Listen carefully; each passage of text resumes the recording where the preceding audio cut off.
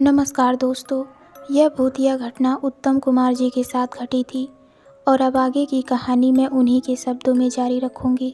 दोस्तों, मेरा नाम उत्तम कुमार है। मैं झारखंड में एक आदिवासी इलाके के सिदूर गांव का रहने वाला हूं। ये जो घटना का मैं जिक्र करने जा रहा हूं, वो साल 2009 का है। उस समय मेरे गांव तक बिजली नहीं पहुंची थी। 2016 में जाकर हमें बिजली देखने को मिली।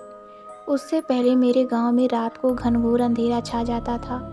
शाम को अंधेरा होते ही बहुत कम लोग बाहर देखने को मिलते थे।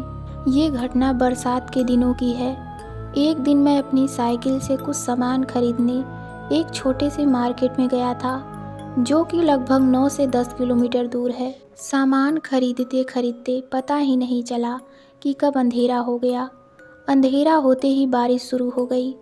ऐसा बारिश हो रहा था जो कि रुकने का नाम नहीं ले रहा था। बारिश के चलते मुझे दुकान के सामने रुकना पड़ा। फिर रात को करीब 10:30 बजे बारिश पूरी तरह रुक गई। मैं खुश होकर भगवान का शुक्रिया अदा करने लगा, लेकिन मुझे क्या पता था आगे जो होने वाला था उसके बारे में।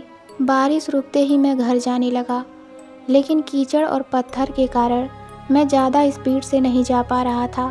ऊपर से एक हाथ में टॉर्च लाइट और एक हाथ में साइकिल का हैंडल। कुछ देर जाते ही मेरे साइकिल का टायर फट गया।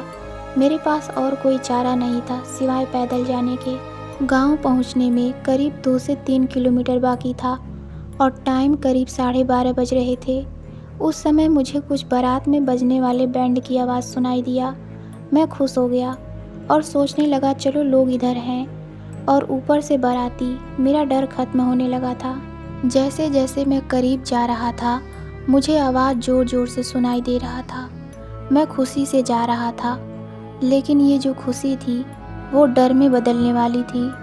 मुझे ज़रा सा भी अंदाज़ा नहीं था। जैसे ही मैं करीब पहुंचा तो जो मैंने देखा उसे देखकर मेरे पैरों तले ज़मीन खिसक गई। मैंने देखा कि जो बाराती थे उनके ना सर थे और ना पैर सीधे थे। बिना सर और उल्टे पैर। उन्हें देखकर मैं बहुत डर गया था। मैं इतना डर गया था कि मैंने साइकिल और सामान छोड़ के अपने गांव की तरफ भागने लगा। 2 किलोमीटर का रास्ता मैंने 10 से 15 मिनट में तय कर लिया था। घर पहुंचते ही मैंने माँ और अपने पिताजी को सब बताया। वे भी सुन के हैरान हो गए। उन्होंने साइकिल और सामान के बारे में पूछा तो मैंने बताया कि मैंने डर के मारे सब छोड़ छाड़ के भाग आया।